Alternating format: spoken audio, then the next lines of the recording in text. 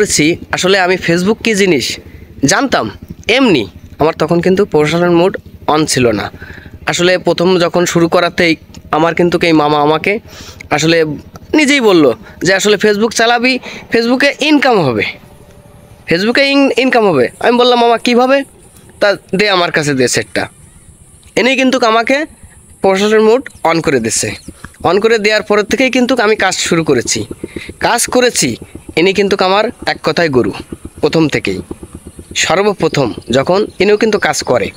তা আমি এক কথাই বলবো, কাজ আপনাকে কিন্তু সবাই কিন্তু আইডি খুলে দেবে, যাদেরই খুলবেন না কেন খুলে দিবে, কিন্তু কাজ কিন্তু আপনার করতে হবে।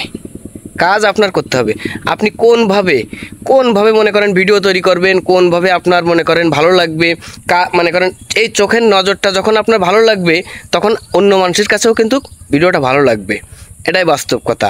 কারণ আপনার কাছেই সব কিছু, যেই খুলুক না কেন, যার দিয়েই খুলাবেন না কেন, কিন্তু তাকে আসলে গুরু বলে মানতে হবে।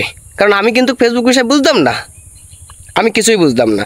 যখন আমাকে খুলে দিছে তখন তো সেই আমার গুরু সর্বপ্রথম, যেটা সত্য কথা সেটাই।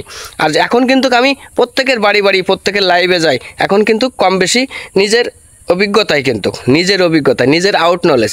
যেমন আমি কিন্তু অন্য মানুষের ক্যাপশন দেখি, অন্যরা যখন ক্যাপশন দিচ্ছে ওটা দেখি, আমি দেখে নিজের থেকেই কিন্তু আমি মানে ক্যাপশনটা সৌন্দর্য কোনভাবে হবে, কিভাবে হবে, আমি এটাই কিন্তু দেখি। ঠিক আছে, তো ভালো থাকুন। দেখুন আমার মামা দেখেন কি বলে। আসসালামু আলাইকুম। সবাই আমার এই বাইকটাকে সাপোর্ট করবেন, সবাই ভালো থাকবেন, সুস্থ থাকবেন, সবাই একসাথে কাঁধে কাঁধ মিলিয়ে এগিয়ে যাবেন, এটাই আমার প্রত্যাশা।